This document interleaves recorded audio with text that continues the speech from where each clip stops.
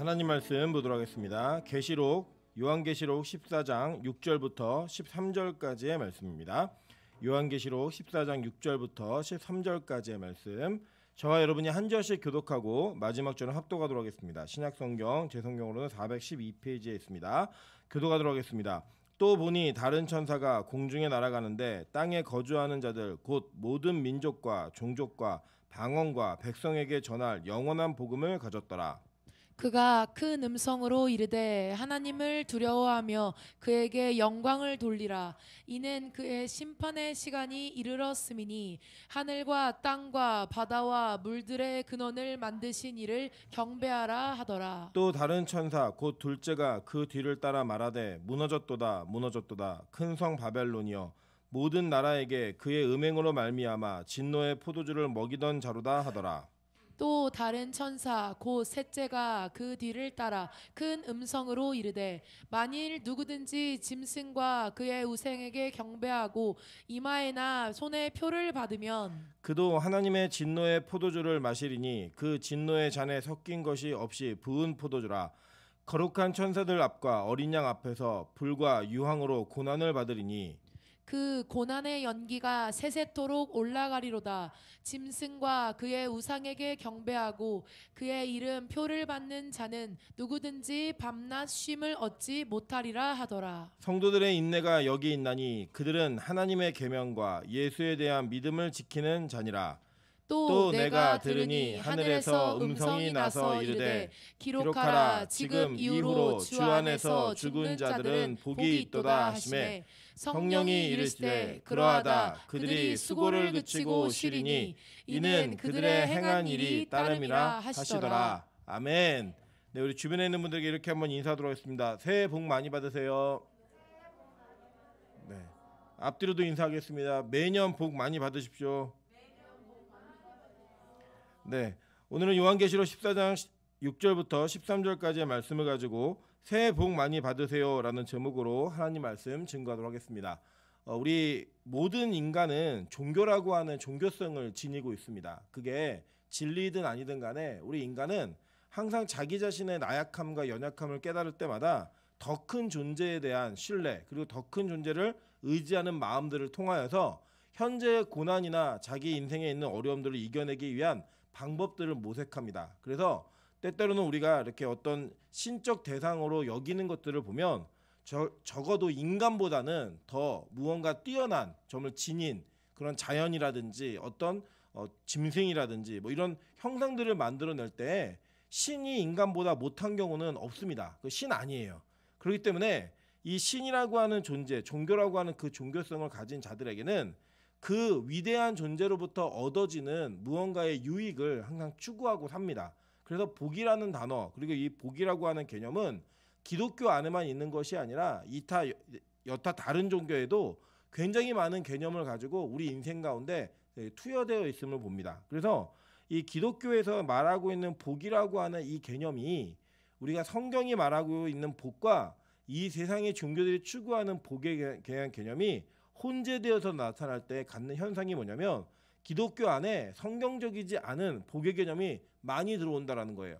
특별히 이 한국 민족은 복이라고 하는 단어를 너무나 좋아하는 민족입니다. 그래서 때로는 여러분 아시겠지만 뭐 문에도 써있고 숟가락에도 써있고 심지어는 방석에도 복이라고 하는 그 단어를 써 넣음으로 말미암아 뭐 복주머니 뭐 다 아시죠, 그죠? 예, 그리고 이게 뭐 복이라고 하는 그 단어가 일상생활 안에 투여되도록 많은 어떤 문화적인 형태를 가지고 우리 정서 안에 그리고 문화 속에 생활 속에 들어와 있는 것들을 보게 됩니다. 그래서 이 복이라는 단어는 너무나 자연스럽게 인식이 되어지는 단어이기도 하고 또 이해가 되어지기는 단어도 하지만 그렇게 이해되는 것만큼 또 다른 오해 속에서 잘못 곡해되어지고 잘못 오해로 받아들여지는 이런 너무나 좋은 그런 근거들을 가지고 있는 단어라고 하는 것입니다.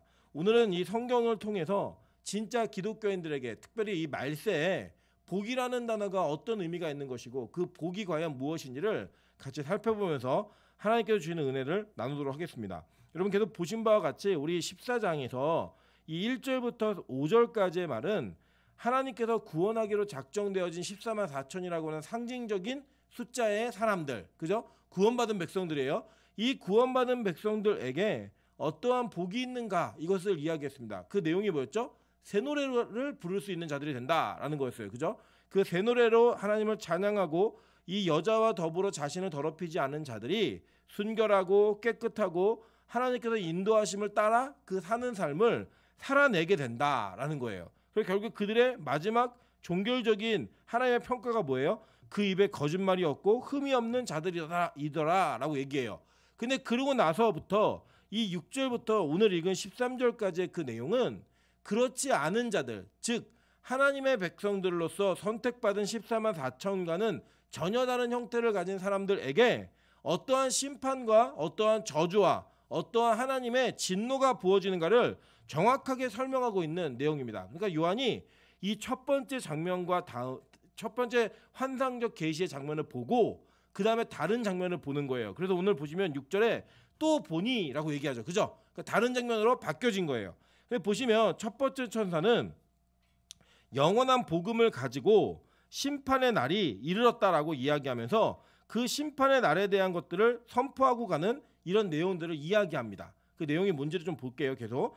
둘째 천사가 큰 성 바벨론이 무너졌다라고 얘기해요. 여러분 바벨론 이해하셨죠? 그죠? 이 바벨론이라고 하는 것은 하나님께서 세우신 이 이스라엘 민족의 남북으로 갈려진 민족이 북이스라엘은 아수르에게 망했고 남유다는 바벨론에게 망하죠. 그죠? 근데 이 북이스라엘은 다윗의 등불에 혈통을 가지고 있는 그런 민족이 아니었어요. 그래서 이 아수르에게 망한 북이스라엘에 대해서는 이스라엘 민족들이 큰 충격을 받지 않았습니다. 그런데 이 남유다가 망할 때는 굉장히 큰 충격이었어요. 왜냐하면 하나님께서 다윗의 등불을 끄지 않겠다라고 말씀하신 그 말씀의 예언이 성취되지 않는 것처럼 보이는 그러한 충격이 있었거든요. 그래서 이스라엘 백성들에게 남유다를 망하게 한 바벨론은 하나님의 나라를 무너뜨렸던 그러한 상징적인 나라로서 성경 전체의 역사 가운데 하나님의 나라를 대적하고 하나님의 나라를 무너뜨리는 그러한 민족과 나라를 상징할 때마다 반드시 쓰여지는 나라예요.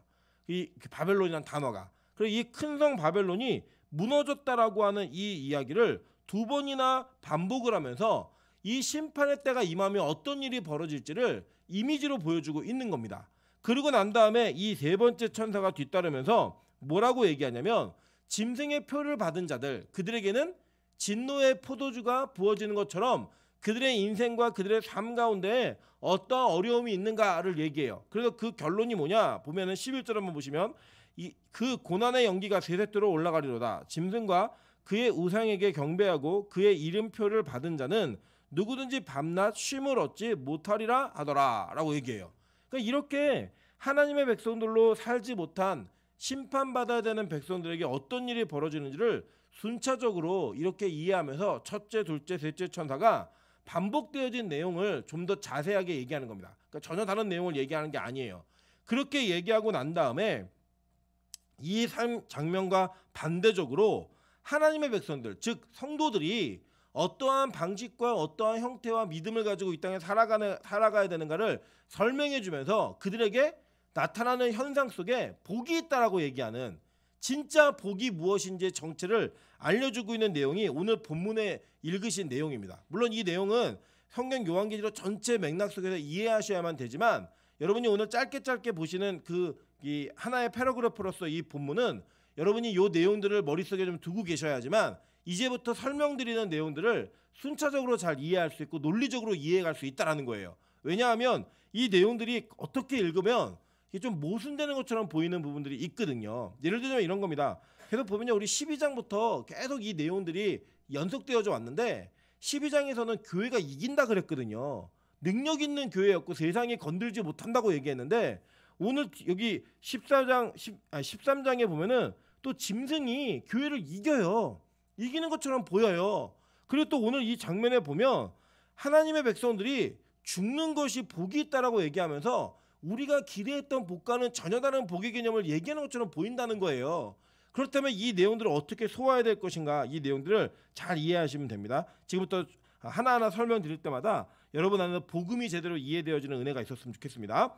6절에 보니까 이렇게 얘기합니다. 또 다른 천사가 공중에 날아가는데 땅에 거주하는 자들 곧 모든 민족과 종족과 방언과 백성에게 전할 영원한 복음을 가졌더라 라고 이야기해요.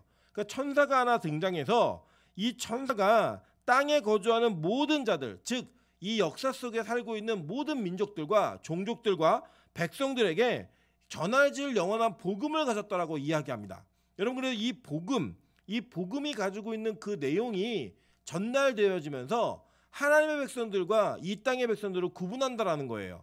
그러니까 즉 여기서 말하고 있는 땅에 거주하는 자들이라고 하는 거, 이것은 어떤 특정한 선택된 그룹을 이야기하는 것이 아니라 인류 역사 전체 가운데 있는 모든 사람들과 모든 민족들을 통틀어 다 얘기하는 거예요. 그들에게 복음이 전해지는데 그 영원한 복음의 내용이 뭔가, 이것을 우리가 좀 더 잘 이해해야 된다고 생각합니다. 그렇다면 진짜 복음을 순수하게 100% 순도로 전하신 예수님의 복음이 어땠는가를 우리가 살펴보면 이 복음에 대한 내용들을 이해할 수 있다는 거예요. 마태복음 4장 23절부터 25절에 이렇게 얘기합니다. 예수께서 온 갈릴리에 두루 다니다 그들의 회당에서 가르치시며 천국 복음을 전파하시며 백성 중에 모든 병과 모든 약한 것을 고치시니 그의 소문이 온 수리아에 퍼진지라. 사람들이 모든 앓는 자 곧 각종 병에 걸려서 고통당하는 자, 귀신 들린 자, 간질하는 자, 중풍병자들을 데려오니 그들을 고치시더라. 갈릴리와 데가볼리와 예루살렘과 유대와 요단강 건너편에서 수많은 무리가 따르니라 라고 이야기해요. 예수님께서 이 땅에 오셔가지고 공생애를 시작하시면서 그 복음을 이 백성들에게, 민족들에게 전하실 때 병행했던 사역들이 있었어요. 그죠? 그 사역이 무엇인가 보니까 백성 중에 있는 모든 병과 모든 약한 것을 고치고, 그 뒤에 보면은 각종 병에 걸려서 고통당하는 자, 귀신 들린 자, 간질하는 자, 중풍병자들을 데려와서 어떻게 했었어요? 그들을 고쳤다라고 이야기해요. 그죠? 힐링의 사역을 하신 거예요. 그런데 여러분 잘 보십시오. 여기에 보면요, 백성 중에 모든 병과 모든 약한 것이라고 하는 것을 이야기해놓고 그 밑에 세분화된 약한 것이 무엇인가를 이야기했어요. 자, 그런데 원래 하나님께서 우리 인간을 만드실 때 우리 인간은 영원히 사는 존재로 창조되었습니다. 그 창조되어진 자들이 이 약함을 갖게 된 이유가 뭐였죠? 바로 죄 때문이에요. 타락함으로 말미암아 그 죄로 인한 결론이 사망에 이르게 되었고, 사망에 이르게 된 건 뭐냐면 죽음이라고 하는 수명이 우리에게 생긴 거예요. 그 수명이 생김에 따라서 우리가 그 죄의 심판과 진노를 받으며 살고 있는 거예요. 그래서 우리가 인생을 살면서 어떤 이에게는 인생 가운데 원치 않는 병이 찾아오기도 하고, 우리 인생에 원래 에덴 동산은 그들이 일하지 않고도, 그러니까 최소한의 관리, 그러니까 최소한의 하나님의 명령만 준행을 하면 자신들의 수고보다 훨씬 더 많은 풍성함을 누리면서 살 수 있는 곳이었어요. 그래서 그들이 별로 이렇게 일을 열심히 안 해도 됐습니다. 그죠? 그런데 타락으로 말미암아 아담이 저주를 받죠. 저주받은 아담에게 주어진 형벌이 뭐예요? 땅이 가시덤불과 엉겅퀴를 낼 거다.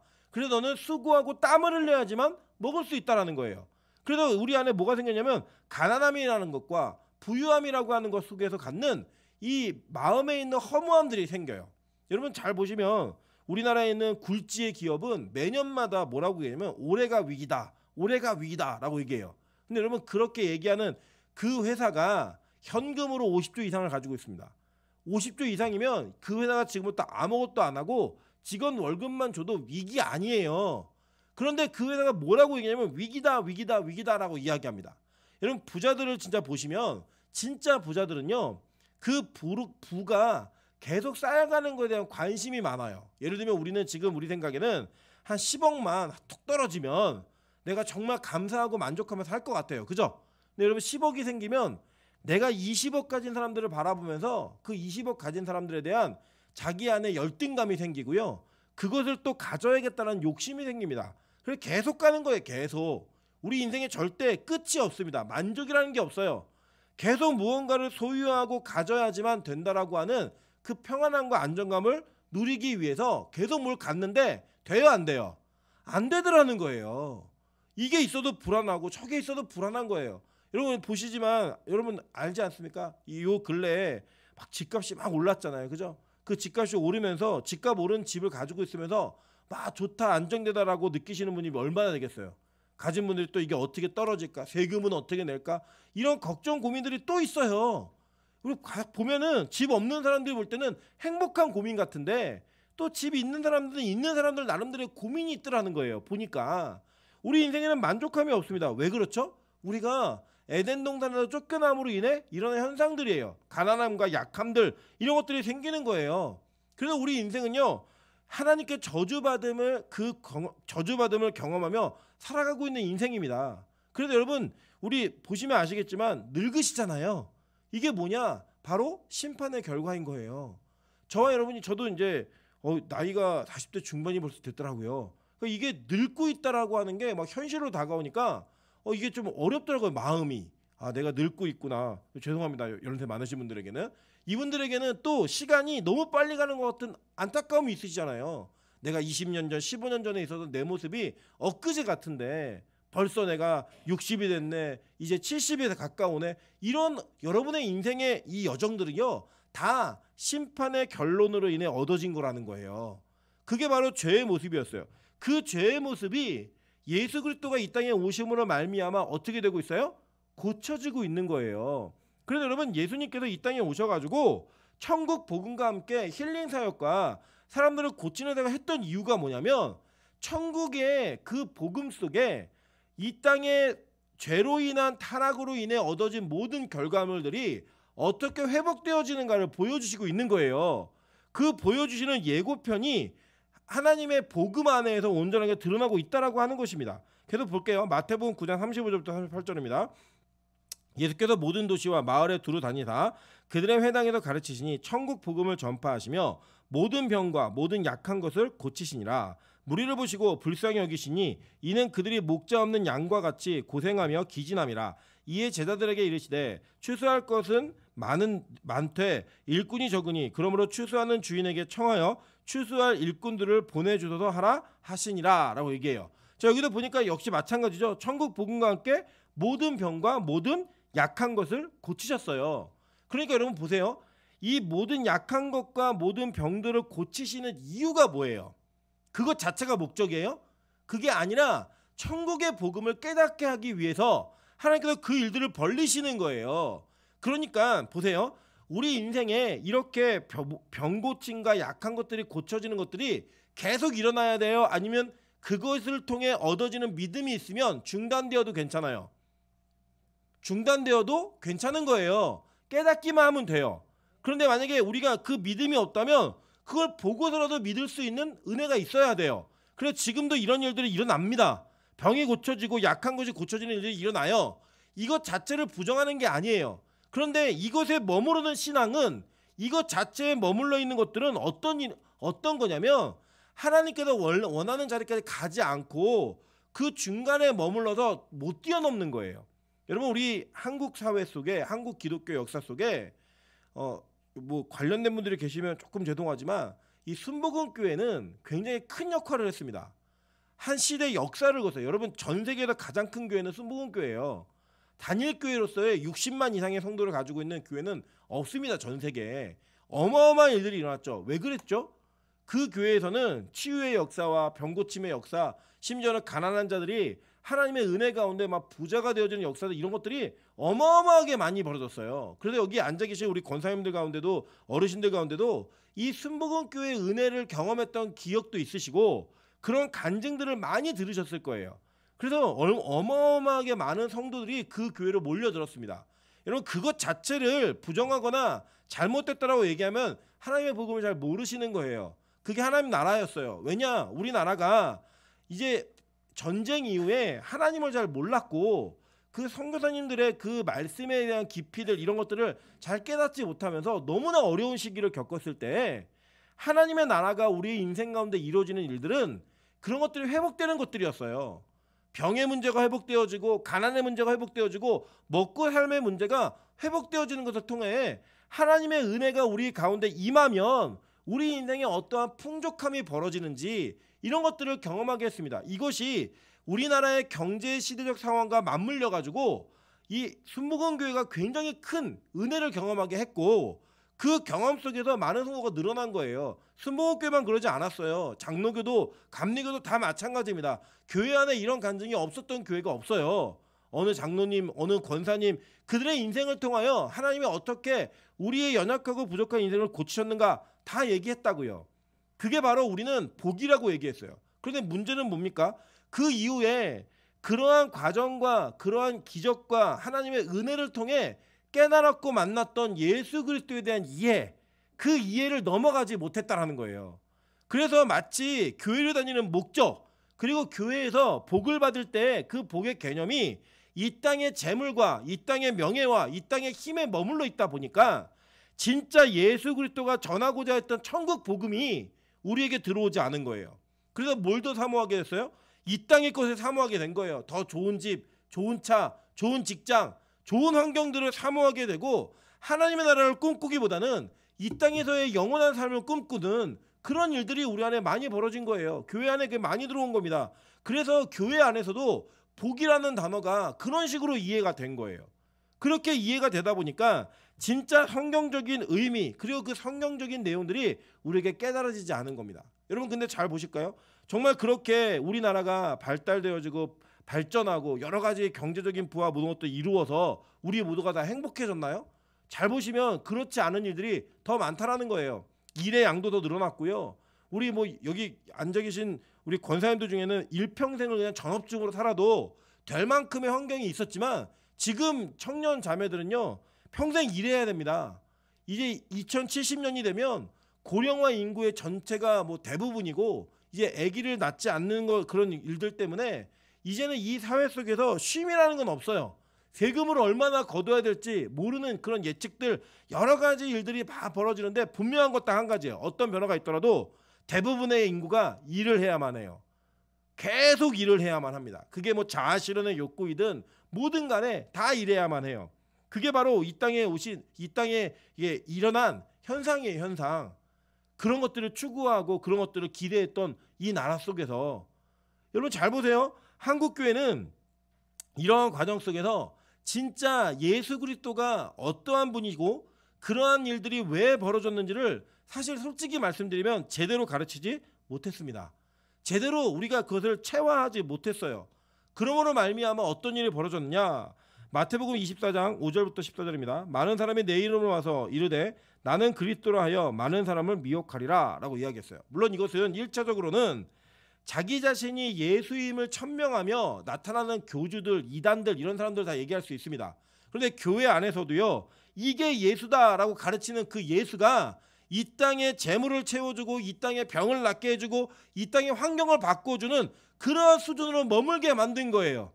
그렇게 잘못되어진 복음이 전해진 거예요. 그러면서 계속 볼게요. 난리와 난리의 소문을 듣겠으나 너희는 삼가 두려워하지 말라. 이런 일이 있어야 돼. 아직 끝은 아니니라. 민족이 민족을 나라가 나라를 대적하여 일어나겠고 곳곳에 기근과 지진이 있으리니 이 모든 것은 재난의 시작이라. 그때에 사람들이 너희를 환난에 넘겨주겠으며 너희를 죽이리니 너희가 내 이름 때문에 모든 민족에게 미움을 받으리라 라고 이야기해요. 뭐라고 얘기했으면 여기 보니까 이렇게 많은 사람이 내가 그리스도다라고 얘기하는 그런 이단들이 등장을 하고 그런 메시지가 팽배하게 드러난다는 거예요. 그러고 나서 보니까 이 사회는 난리와 난리의 소문이 계속 일어나고 여러분 보세요. 뭐 이런 전염병 이런 내용들 보면요. 그냥 성경에 예언한 것들이 그대로 일어나는 거예요. 그냥 여러분 이 경제가 잘 돌아가면 뭐 나라들이 다 이렇게 돈을 많이 버는 것 같으면 세계 평화가 올 것 같아요? 절대 그렇지 않습니다. 지금 미국과 중국이 왜 싸우는지 그 내용을 다 들어보시면 지금 그냥 총만 안 들었지 지금 한 나라 죽이려고 서로 네가 죽어봐라 네가 죽어봐라 전쟁하고 있는 거예요. 그 팀에 껴가지고 사는 겁니다. 계속 보세요. 뭐 기근, 지진, 환경의 문제 계속 일어나잖아요. 이런 모든 일들이 벌어질 때 기독교인들에게 어떤 현상이 일어나는지 볼게요. 진짜 믿음 있는 자들에게 어떤 일이 벌어지냐면 그때 사람들이 너희를 환난에 넘겨준다는 거예요. 그리고 너희를 미워한다는 거예요. 모든 민족들이 다 미워한다는 거예요. 여러분 이 코로나가 터지고 나서 사람들 교회 되게 미워하죠? 그죠? 예수 믿는 사람들 되게 미워하잖아요. 꼭 교회 가야 되냐? 뭐 PCR 검사 받으러 가야 된다. 교회에서 올맞냐? 막 물어보고 너네 교회 올맞지? 막 이러면서 교회에 대한 공격들이 막 시작되는 이거는 그냥 아주 애교적인 수준이고요. 앞으로 이 시대가 말세로 가면 갈수록 여러분은 더 심한 곤란과 핍박과 환난에 들어갈 수밖에 없다라는 거예요. 왜요? 성경이 이렇게 말하고 있으니까요. 계속 보세요. 그때 많은 사람이 실족하게 되어 서로 잡아주고 서로 미워하겠으며 거짓 선지자가 많이 일어나 많은 사람을 미혹하겠으며 불법이 성함으로 많은 사람의 사랑이 식어지리라라고 이야기해요. 그러니까 이런 현상들이 벌어진다는 거예요. 거짓 선지자의 메시지 때문에 많은 사람들이 미혹되어지는 거예요. 그리고 불법이 성함으로. 이 불법이 뭐예요? 그러니까 뭐 지금 우리 법을 어기는 이 정도의 이런 개념이 아니고요. 하나님의 법을 어기는 자들이 생긴다는 거예요. 그래서 그들에게 나타나는 현상이 보니까 많은 사람의 사랑이 식어지리라라고 얘기해요. 교회가 이기적이고 성도들의 이기성이 자꾸 드러나게 만들고 그것을 옳다라고 얘기하는 그런 일들이 벌어진다라는 거예요. 이 가운데 누가 의미가 있대요? 그러나 끝까지 견디는 자는 구원을 얻으리라. 이 천국 복음이 모든 민족에게 증언되기 위하여 온 세상에 전파되리니 그제야 끝이 오리라 라고 얘기했어요. 자, 그러니까 천국 복음의 내용은 뭐예요? 끝까지 견디는 거예요. 이 상황 속에서 그 견디는 자가 구원을 얻는다라고 예수님이 직접 복음의 내용을 담아두신 거예요. 이해되시죠? 무슨 말인지. 그러니까 이 복음, 영원한 복음은 그때에도 지금도 안 변해요. 여러분, 구약은 예수를 기다리게 만드는 복음이었잖아요. 그죠? 그리고 예수가 오신 이후에 신약은 다시 오실 예수를 기다리는 복음이에요. 그래서 구약의 성도와 신약의 성도는 똑같이 예수를 기다리는 자들입니다. 그 예수를 기다리는 자들에게 선포되어진 영원한 복음은 구약 때도 신약 때도 변하지 않고 우리에게 계속 주어진 일관성 있는 복음의 내용이 우리에게 전달되고 있다는 거예요. 그 복음을 누가 들고 다니냐? 첫째 천사가 모든 민족에게 전하며 다니는 거예요. 그래서 여러분 잘 보세요. 우리는 이것을 믿는 자의 개념으로만 이해하는 거예요, 지금. 자, 그런데 로마서 1장 17절에 보니까 복음에는 하나님의 의가 나타나서 믿음으로 믿음에 이르게 하나니 기록된 바 오직 의인은 믿음으로 말미암아 살리라 함과 같으니라 라고 얘기해요. 자, 하나님의 복음은 하나님의 의가 나타나게 되는데 그 의가 나타나면 사는 자들이 있는데 누구만 산대요? 누구만 산대요? 믿음이 있는 자만 산다라고 얘기했어요. 그죠? 믿음으로만 사는 거예요. 그럼 믿음이 없는 자는요? 죽는 거예요. 그래서 이 복음에는요, 뗄래야 뗄 수 없는 동전과 같은 양면성이 있어요. 그게 뭐냐? 사는 자와 죽는 자가 구분되어지는 거예요. 그러니까 하나님의 의가 드러나면 그 의가 드러나는 것에 맞추어서 믿음이 있는 자들은 사는 거예요. 반대로 믿음 없는 자들은 죽는 거예요. 그리고 이 복음에는요, 심판과 이 진노가 같이 포함되어져 있습니다. 그래서 제가 예전에도 우리 청년들과 사역을 할 때 그 전도를 하는 전도의 도구를 쓸 때 이제 보통은 우리 한국에서 제일 많이 쓰는 게 사형리였어요. 사형리. 근데 이 사형리가 가지고 있는 아주 결정적인 맹점 하나가 있어요. 그게 뭐냐? 사형리는 죄의 심판의 결과가 무엇인지를 얘기하지 않아요. 그냥 하나님과 멀어진 것만 얘기하지 그 이후에 그 죄가 지옥을 포함하고 있다라고 얘기하는 것을 가르치지 않아요. 근데 거기에 뭐가 그걸 얘기하는 건 뭐가 있냐? 브릿지라고 하는 내비게이터에서 만든 이 전도지가 있습니다. 거기는 죄에 대한 심판을 이야기해요. 근데 이 내비게이터는 또 뭘 얘기하냐면 교회론이 없어요. 여기는 교회를 얘기 안 해요. 그래갖고 이제 이 두 가지를 합쳐서 제가 전도지를 만들어가지고 우리 청년들에게 사용했던 기억과 경험이 있습니다. 그게 왜 그랬냐면요, 복음은 우리에게 좋은 소식이라고 얘기하는 것만 들려주고 그 뒤에 있는 이면에 하나님의 진노를 얘기하지 않는 건 아니라는 거예요. 역사 속에서 하나님의 이 복음은요, 반드시 구원받을 자와 구원받지 못한 자의 결론이 무엇인지를 계속적으로 포함돼서 얘기했어요. 그런데 여러분 참 희한한 건 뭐냐면 한국 교회 지옥 설교가 많이 사라지고 있습니다. 지옥에 대한 얘기하는 거 굉장히 어려워해요. 두려워해요. 예를 들어서 여러분 한번 생각해 보세요. 길을 가다가 누군가가 여러분에게 당신 이렇게 하지 않으면 지옥 갈 거야 라고 얘기하는 거예요. 그럼 여러분 기분 좋으세요? 안 좋으세요? 싫잖아요. 그걸 안 믿어도 지옥 갈 거야 라고 얘기하는 그 말을 듣는 게 우리 불편해요. 굉장히. 그리고 불쾌합니다. 그게. 그리고 누군가에게 말하는 것도 불편해요. 근데 놀라운 사실은 그게 복음이라는 거예요. 그게 복음 속에 포함되어 있는 내용이라는 거예요. 그래서 우리는 어디서든 하나님 나라를 이야기하고 천국을 얘기해야 되지만 동시에 그 지옥에 대한 것들도 이야기해야만 합니다. 왜냐? 이것이 복음이기 때문에. 그 복음에 대한 내용, 그러니까 예수님이 이 땅에 와서 병을 고쳐주셨잖아요. 천국 복음을 얘기하셨잖아요. 그럼 이게 뭐냐면 지금 그 고침받기 전에 이 삶은 무슨 삶이라는 거예요? 지옥 같은 삶이라는 거예요. 고침받기 전의 삶은 타락의 결과, 죄로 인해서 아프고 병들고 약한 그것을 지고 사는 거예요. 귀신 들리고 중풍 들고 이런 것들을 평생 몸에 안고 사는 거예요. 해결 방안이 없이, 구원에 대한 어떤 소망도 없이. 그게 뭐예요? 지옥이라는 거예요. 그 지옥으로부터 건진받는 자들이 누구냐? 예수를 만나 고침받는 자들, 그들이 천국의 백성이고 그들이 복음을 만난 자들이에요. 동시에 이것으로 인해 선포되어진 그 메시지가 적용되지 않는 자들에게도 복음이 선포되는 거예요. 그게 무슨 복음이죠? 바로 지옥의 복음. 그게 바로 하나님의 의라는 거예요. 하나님의 의. 그 여러분 이게 들려줘야 됩니다. 교회 안에도 들려줘야 돼요. 여러분 저는 교회 다니는 사람이라고 다 구원받는다고 생각하지 않습니다.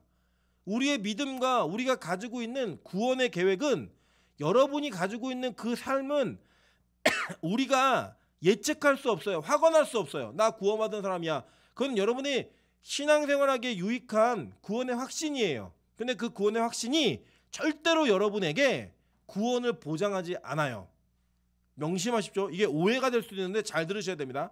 한국교회는 희한하게 구원의 확신이라는 단어를 믿음과 동일성을 가지고 우리 가르쳤어요.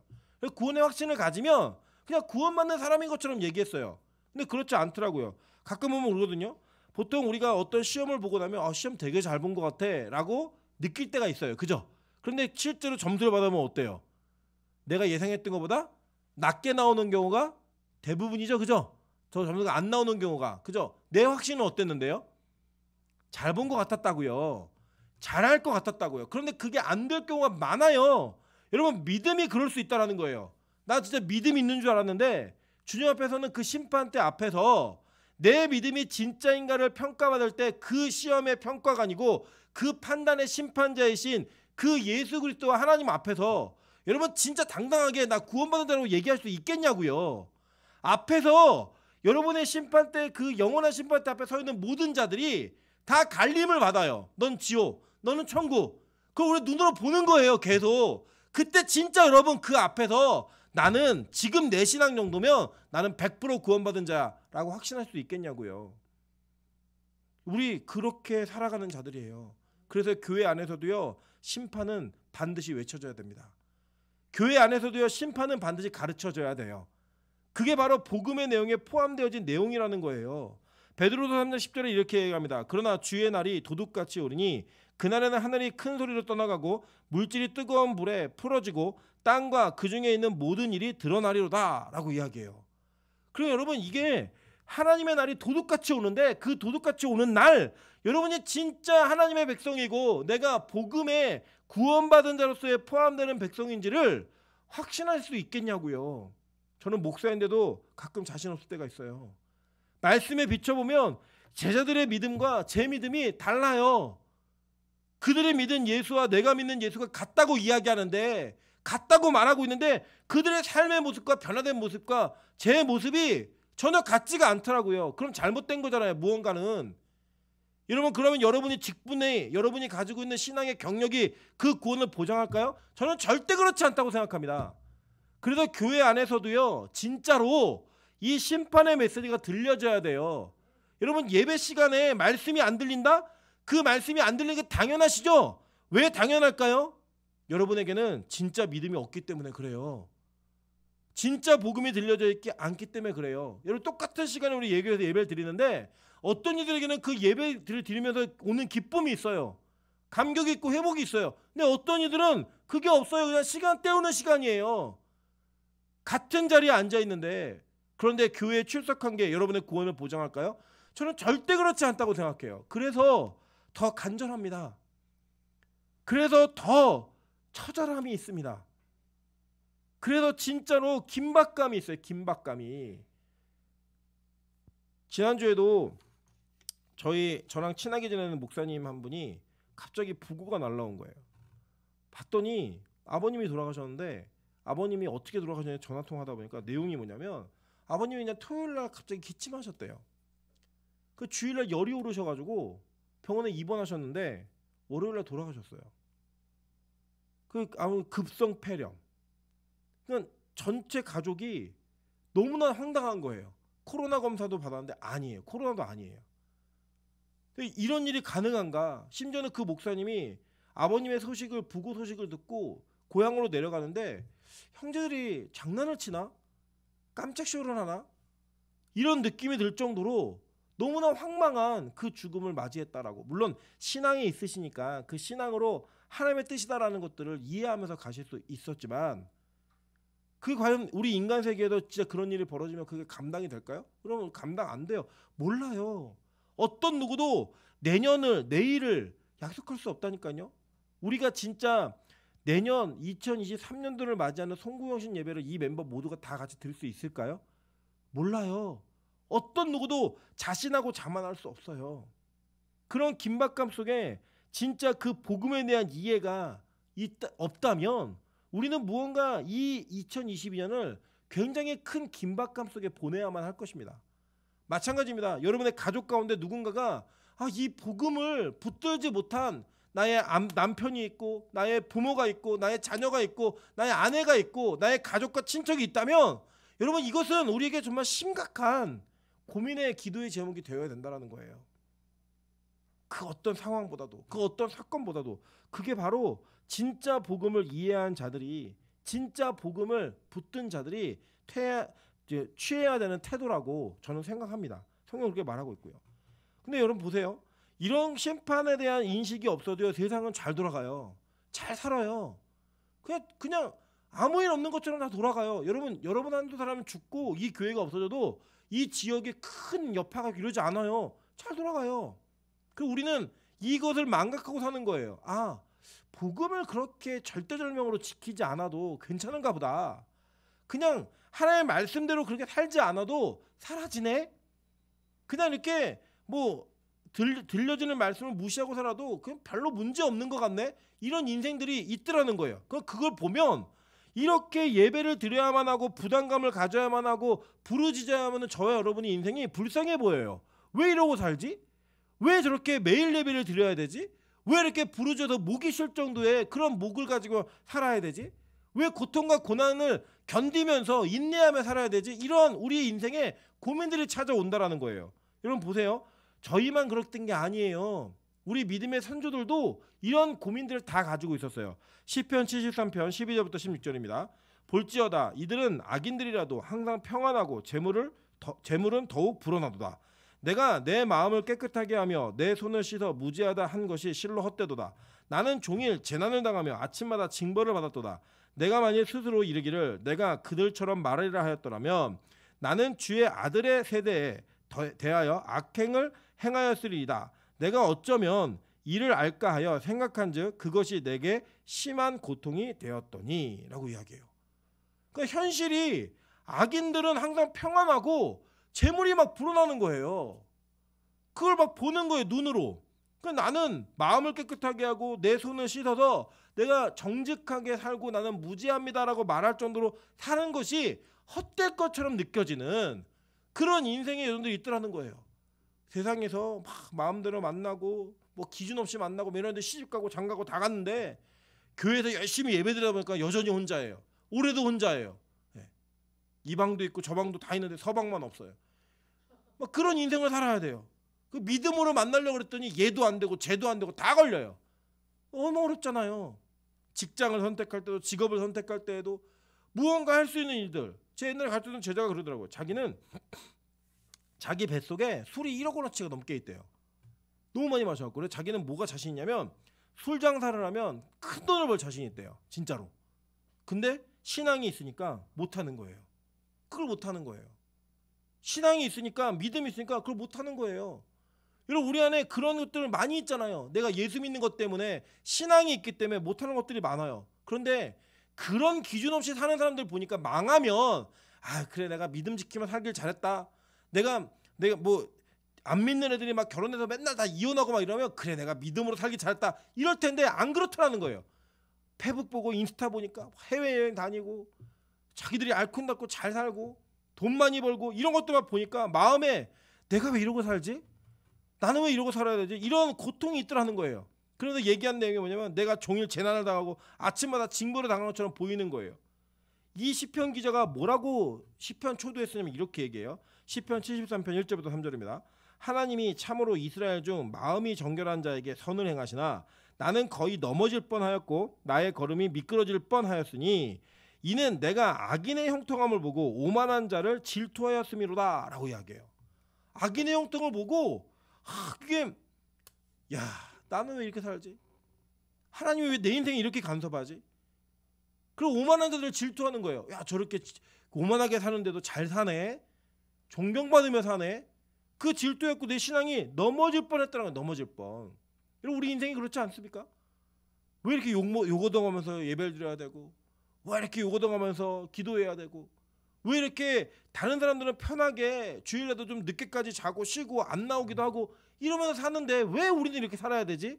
라고 하는 우리 안에 분명한 갈등이 있다 없다? 있어요. 믿음 떨어지면 무조건 있어요. 무조건. 그런데요. 이 시편 기자가 이렇게 얘기해요. 시편 73편 17절부터 20절입니다. 하나님의 성소에 들어갈 때야 그들의 종말을 내가 깨달았나이다. 주께서 참으로 그들을 미끄러운 곳에 두시며 파멸에 던지시니 그들이 어찌하여 그리 갑자기 황폐되었는가 놀랄 정도로 그들은 전멸하였나이다 라고 얘기해요. 자, 근데 이거 언제 깨달아요? 하나님의 성소에 들어갈 때야 이걸 깨닫는다는 거예요. 세상에서 살다 보니까요 세상 사람들 너무 잘 사는 것 같아요. 너무 그들의 인생이 우리가 부러울 만큼 잘 살아요. 그러니까 언제 깨달아요? 예배의 장소에 와서 그 말씀과 하나님과 교제를 이룰 때야 아 그래 이렇게 사는 게 맞는 거구나 라고 깨닫는다는 거예요. 왜요? 그들이 아니 어떻게 그렇게 갑자기 망해? 어떻게 이렇게 갑자기 없어져? 라고 얘기할 정도로 하루아침에 그들이 전멸된다는 거예요. 전멸. 그게 언제예요? 완전하게 이루어지는 날이 심판의 날. 하나님의 영원한 복음이 완전하게 이루어지는 그날에 하나님의 의가 온전히 드러나는 그날에 하나님께서 이 모든 것들을 행하실 거예요. 그때 우리가 고백하는 거예요. 마지막 심판 때 앞에서 그래 나 예수 믿기 참 잘했어. 내가 진짜 정직하게 내 손에 무지한 자처럼 그렇게 살았던 게 참 잘했어. 내가 그들과 동조하지 않았던 게 참 잘했던 일이야 라고 그때 깨닫는다는 거예요. 근데 여러분 참 재밌는 게 뭐냐면요. 우리가 이 땅에 제가 많은 그 청년들이나 어른들하고 신앙 상담하다 보면 이런 이야기가 계속 반복돼요. 역사는 반복됩니다. 신앙의 역사는요. 왜 나만 이렇게 예배드리고 살아야 돼요? 나도 세상 사람으로 살면 안 돼요? 나도 놀고 싶어요. 나도 내 맘대로 살고 싶어요. 이 얘기를 항상 해요. 그러면서 뭐 누구는 예배 안 드려도 잘 살잖아요. 뭐 저 사람들은 다 이렇게 예배 안 드려도 잘 사는데요. 이런 얘기 제가 안 들어봤을까요? 맨날 들어요. 맨날. 여러분 그 말 다 하셨잖아요. 마음에서. 입으로 뱉었느냐 마음에만 생각했느냐 그 차이지 하셨잖아요. 다. 그렇게 한 우리의 인생이 진짜 은혜 가운데 들어가려면 성소에 들어가서 깨달으면 되는 거예요. 이게 바로 복음의 내용인 겁니다. 복음의 내용. 하나님은요 하루아침에 이 모든 것들을 다 무너뜨릴 거예요. 근데 그때까지 기다리시는 거예요. 이 내용을 풀어서 설명한 로마서에 바울의 진술이 있습니다. 바울의 고백이 있어요. 볼게요. 로마서 1장 24절부터 31절입니다. 그러므로 하나님께서 그들을 마음의 정욕대로 더러움에 내버려 두사 그들의 몸을 서로 욕되게 하게 하셨으니 이는 그들이 하나님의 진리를 거짓 것으로 바꾸어 피조물을 조물주보다 더 경배하고 섬김이라. 주는 곧 영원히 찬송할 이시로다. 아멘. 이 때문에 하나님께서 그들을 부끄러운 욕심에 내버려 두셨으니 곧 그들의 여자들도 순리대로 쓸 것을 바꾸어 영리로 쓰며 그와 같이 남자들도 순리대로 여자 쓰기를 버리고 서로 향하여 음욕이 불붙듯 하매 남자가 남자와 더불어 부끄러운 일을 행하여 그들의 그릇 때문에 상당한 보응을 그들 자신이 받았느니라. 또한 그들의 마음에 하나님 두기를 싫어하며 하나님께서 그들을 그 상실한 마음대로 내버려 두사 합당하지 못한 일을 하게 하셨으니 곧 모든 불의, 추악, 탐욕, 악의가 가득한 자요 시기, 살인, 분쟁, 사기, 악독이 가득한 자요 수군수군하는 자요 비방하는 자요 하나님께서 미워하시는 자요 능욕하는 자요 교만한 자요 자랑하는 자요 악을 도모하는 자요 부모를 거역하는 자요 우매한 자요 배악하는 자요 무정한 자요 무자비한 자라. 그들이 이같이 일을 행하는 자는 사형에 해당한다고 하나님께서 정하심을 알고도 자기들만 행할 뿐 아니라 또한 그런 일을 행하는 자들을 옳다 하느니라 라고 이야기해요. 여러분 이 내용의 주제가 뭔지 아세요? 이 내용의 정말 핵심 키워드가 뭔지 아세요? 내버려 두사예요. 하나님이요 내버려 두시는 거예요. 그냥 망할 인간들 마지막에 진노의 포도주를 마셔서 그 심판 속에 헤맬 자들에게 그들의 인생을 내버려 두시는 거예요. 그냥 내버려 두사 보세요. 마음의 정욕대로 내버려 두셨죠. 그죠? 부끄러움의 욕심에 내버려 두셨죠. 그죠? 그리고 하나님이 그 상실한 마음대로 내버려 두사 그들이 행하는 모든 일을 행하는데 아무 일도 안 일어나요. 그냥 잘 사는 것 같아요. 왜요? 이때도 교인들은 소수였으니까. 절대 다수는 다 이러고 살았던 거예요. 그러면 그들이 어떻게 해요? 이같이 살면서 이것이 결국 죄라는 것도 알아요. 사형에 해당하는 것도 알아요. 그런데 뭐 하는 줄 아세요? 자기들만 행할 뿐 아니라 다른 이들에게 전도하는 거예요. 어떻게 해요? 야, 내가 거짓말하며 살아봤는데 아무 일도 안 일어나. 오히려 좋은 것만 생겨. 내가 남 속이고 등쳐먹으며 살아봤는데 아무 일도 벌어지지 않아. 다 그렇게 사는 거야. 내어버려둔 결과가 그들은 죄로 향한 걸음을 멈추지 못하고 계속 달려가는 거예요. 여러분 한번 잘 고민해 보세요. 여러분 죄를 짓고 계신데 죄 가운데 살고 계신데 만약에 그 죄의 연속성이 끊어지지 않는다? 하나님이 여러분을 내어버려 두신 것일 수도 있어요. 예배를 계속 실패하고 있는데 계속 신앙 속에 하나님이 내 마음 가운데 자리 잡고 있지 못한데 여러분의 인생에 아무 일도 없이 평안하다? 거봐, 나 예배 안 드려도 잘 살잖아. 하나님 없이 잘 살 수 있어가 아니고요. 내어버려 두신 여러분 사생할 수도 있어요. 내어버리지 않는 사람들 어떻게 하는지 아세요? 호세아서 2장 4절부터 7절입니다. 내가 그의 자녀를 긍휼히 여기지 아니하리라. 이는 그들이 음란한 자식들임이라. 그들의 어머니는 음행하였고 그들은 임신했던 자는 부끄러운 일을 행하였나니 이는 그가 이르기를 나는 나를 사랑하는 자들을 따르리니 그들이 내 떡과 내 물과 내 양털과 내 삶과 내 기름과 내 술들을 내게 준다 하였음이라. 그러므로 내가 가시로 그 길을 막으며 담을 쌓아 그로 그 길을 찾지 못하게 하리니 그가 그 사랑하는 자를 따라갈지라도 미치지 못하며 그들을 찾을지라도 만나지 못할 것이라. 그제야 그가 이르기를 내가 본 남편에게로 돌아가리니 그때 내 형편이 지금보다 나았음이라 하리라 라고 얘기해요. 이게 뭐예요? 결론 이거 간단하게 요약드리면 이거예요. 여러분이 이 세상에서 성공하지 못하게 하나님이 망하게 하신다는 거예요. 계속 안 되게 하신다는 거예요. 이유가 뭐예요? 아이고 그러고 보니까 우리 하나님이 최고네. 이 고백하게 만들게 하기 위해서 망하게 하신다는 거예요. 간섭하신다는 거예요. 그걸 뭐라고 표현하냐면 가시로 그 길을 막으며 담을 쌓아 그로 그 길을 찾지 못하게 하겠다라고 얘기하신 거예요. 이 세상이 나 먹여줘. 이 세상이 날 책임져줘. 이 세상이 날 행복하게 라고 얘기했던 우리들에게 그 세상에서 행복을 찾지도 못하고 만지지도 못하게 하신다는 거예요. 그리고 내리는 결론이 뭐예요? 그제야 내가 본 남편에게로 돌아가니. 이 남편이 누구예요? 예수 그리스도에게 돌아오는 거예요. 여러분 그 구원받은 자는 그 간섭이 있는 거예요. 간섭이. 그 여러분 우리 가운데 하나님의 간섭으로 말미암아 이 세상에서의 경쟁과 이 세상에서의 그 노력으로부터 무언가 쉼을 주시는 거예요. 그래서 보세요. 계시록 14장 10절에 보면요. 10번입니다.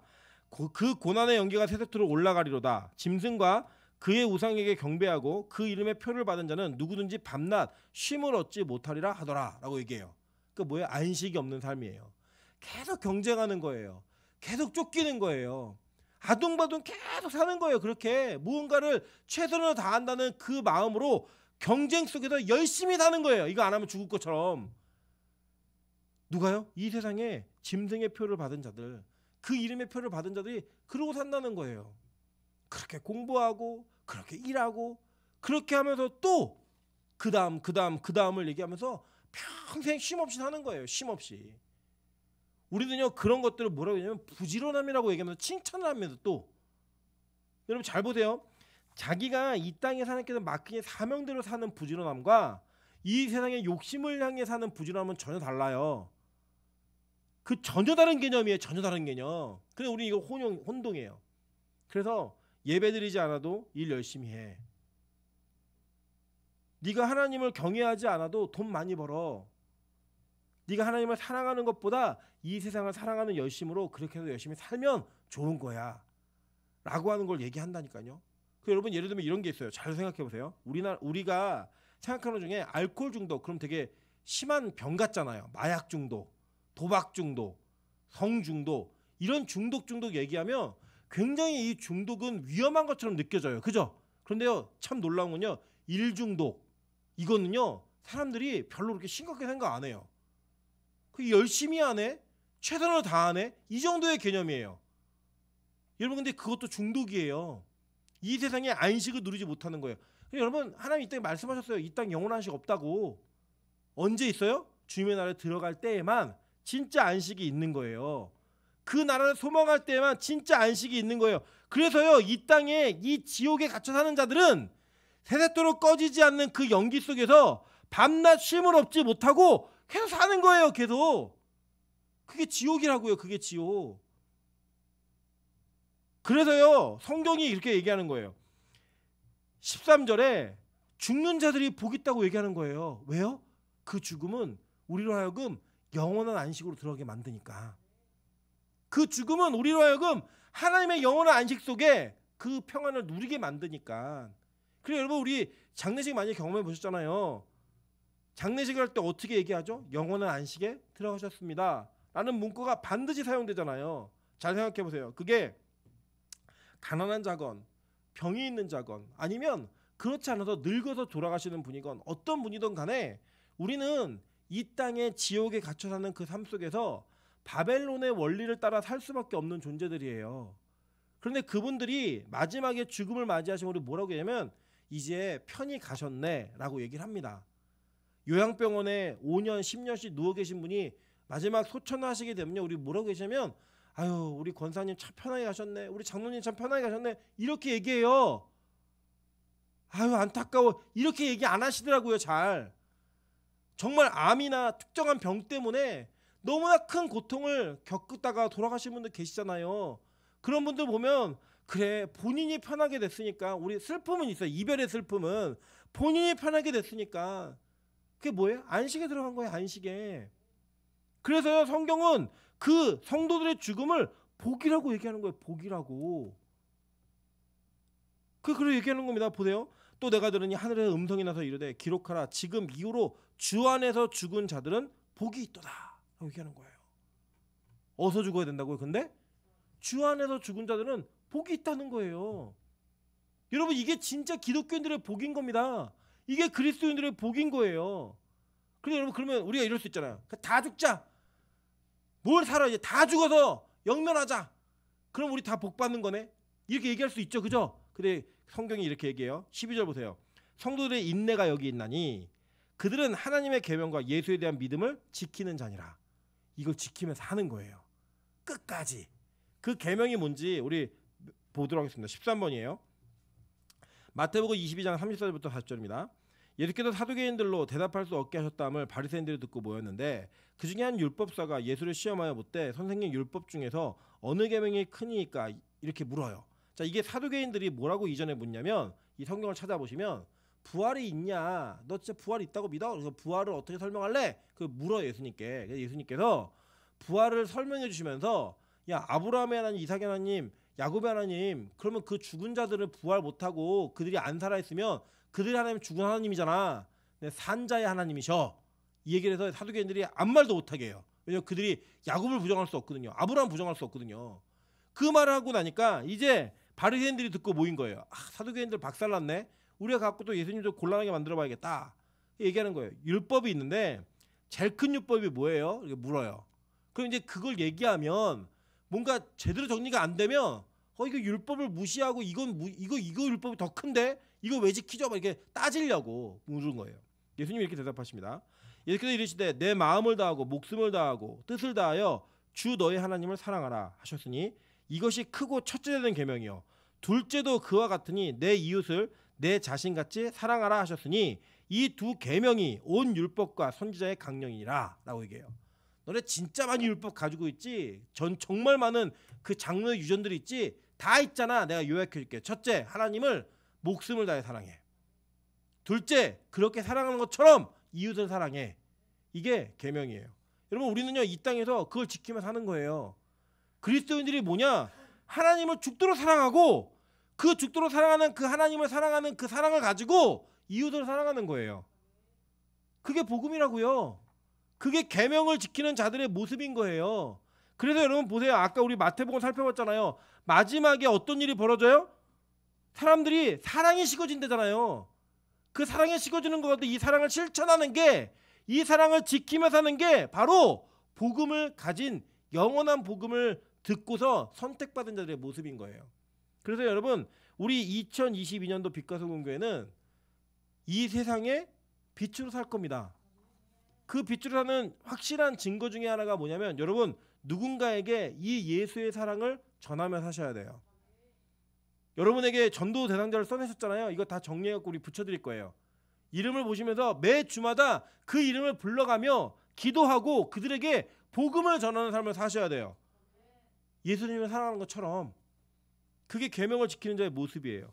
그 예수에 대한 믿음이 뭐냐? 그 뒤에 다 그 내용인데 시간이 많이 지났기 때문에 정리합니다. 다 뒤에 내용이 뭐냐면 17번을 먼저 볼게요. 17번. 사람이 의롭게 되는 것은 율법의 행위로 말미암음이 아니요 오직 예수 그리스도를 믿음으로 말미암는 줄을 알므로 우리도 그리스도 예수를 믿나니 이는 우리가 율법의 행위로서가 아니고 그리스도를 믿음으로써 의롭다함을 얻으려 함이라. 율법의 행위로서는 의롭다함을 얻을 육체가 없느니라. 이게 예수에 대한 믿음인 거예요. 여러분 예수에 대한 믿음이 항상 흔들립니다. 제가 우리 갈라디아서 강의하면서 율법주의에 대한 내용을 얘기했잖아요. 여러분 그것은요 어떤 특정한 교회에게만 있었던 문제가 아니에요. 우리 인류 전체의 모든 교회 역사 가운데 반드시 나타나는 문제예요. 그게 뭐냐? 예수의 가치를 떨어뜨리는 거예요. 예수가 아닌 자기 힘으로 구원받을 수 있다라고 하는 자기의 공로를 세우는 작업들을 하는 교회, 하는 복음, 하는 성도가 자꾸 늘어나는 거예요. 왜요? 우리 인간은 자기 자신이 인정받는 것에 굉장히 몰입합니다. 내가 인정받아야만 돼. 그걸 인정받기 위해서 노력하는 거예요. 열심히 그 노력을 한 이후에 그 공로로 말미암아 내가 내 구원에 기여했다라는 것을 증명할 때 우리 평안함을 느껴요. 그래야 내가 구원받는 것 같거든요. 성경은 뭐라고 얘기해요? 아니래요. 다 아니래요. 여러분 우리 모두는 다 쓸데없는 존재예요. 구원받기에 어떤 것도 할 수 없는 무용한 존재들이에요. 우리가 유일하게 구원받을 수 있는 방법이 뭔지 아십니까? 예수 그리스도를 믿음으로써 구원받는 거예요. 이 복음을 지켜가는 거예요. 이 복음을 끝까지 지키는 거예요. 그래서 우리 교회가 항상 얘기하잖아요. 기승전 뭐예요? 예수. 그 예수를 끝까지 붙들고 가는 그 삶을 통하여 저와 여러분의 인생 가운데 마지막 때에 하나님의 계명과 예수에 대한 믿음을 지키며 사는 거예요. 이웃을 사랑하고 하나님을 사랑하는데 내 힘으로 하는 게 아니라고요. 누구 힘으로요? 예수의 힘으로 하는 거예요. 하늘의 힘을 힘입어 하는 거예요. 그렇게 사는 교회여야 돼요. 그렇게 우리 행하는 교회여야만 합니다. 그래서 여러분 잘 보세요. 우리가 이 땅을 살면서 하나님을 향한 그 사랑만큼 예배드리는 그 사랑만큼 이웃을 사랑하세요. 근데 그거 내 맘대로 안 돼요. 가족도 안 되잖아요. 안 돼요. 그래서요 예수를 믿는 거예요. 그 예수를 의지하고 붙들며 가는 거예요. 그래야지만 가능하니까. 그 여러분의 직분이든 우리 교회에 맡긴 사명이든 뭐든 간에 저는 매일 예배 자신 없어요. 어떻게 해요 그거를요. 그런데요 그냥 하나님이 우리 교회에 맡기셨으니까 그 힘을 주실 줄 알고 순종하며 가는 거예요. 제가 어제도 참 감사했어요. 특별 새벽기도 이제 광고할 텐데 시작됐는데 우리 교회에서 7명의 지체가 어둠을 헤치고 은하수를 건너서 예배를 드리러 광주까지 갔어요. 그리고 그 멤버들이 지금 이 자리에 앉아서 다 예배하고 있어요. 그리고 더 감사한 건 뭐였냐면요. 10명의 예배자가 이곳에 모여서 본당에 모여서 예배를 드렸어요. 그러면 아마 거기에 토요일 12시까지 예배드린 분들 중에 처음이신 분들 계실 거예요. 네, 토요일 12시까지 예배를 드리다니. 제가 너무 감사했던 건 이 공간에서의 그 예배가 너무 좋았대요.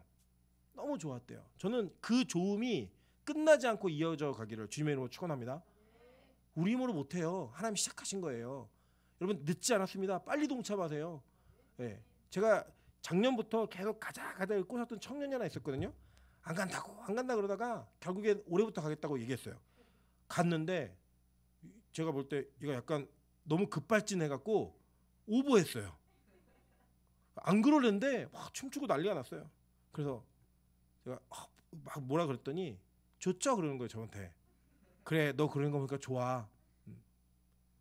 좋더라고요. 여러분 늦지 않았습니다. 같이 그 좋음에 동참하셔서 우리 힘으로 할 수 없는 것도 이루어 가시는 은혜가 있었으면 좋겠어요. 그래서요 여러분 우리 갑자기 죽을 수 있잖아요. 그게 여러분 복이셨으면 좋겠어요. 여러분 인생에 어느 때 죽음이 다가온다 할지라도 그게 진짜 복이셨으면 좋겠어요. 그래서 성경은 이렇게 마지막 얘기합니다. 시편 116편 15절입니다. 그의 경건한 자들의 죽음은 여호와께서 보시기에 귀중한 것이로다. 빌립보서 1장 21절입니다. 이는 내게 사는 것이 그리스도니 죽는 것도 유익함이라 라고 얘기해요. 로마서 14장 8절입니다. 우리가 살아도 주를 위해 살고 죽어도 주를 위하여 죽나니 그러므로 사나 죽으나 우리가 주의 것이로다. 이 정도의 믿음, 이 정도의 죽음에 대한 확신이 있으면 여러분 구원받으신 분이에요. 저는 이 확신이 저와 여러분에게, 이 자신감이, 이 복음에 대한 자신감이, 영원한 복음에 대한 자신감이 저와 여러분에게 가득하시기를 주님의 이름으로 축원합니다. 같이 한번 찬양하도록 하겠습니다. 십자가를 질 수 있나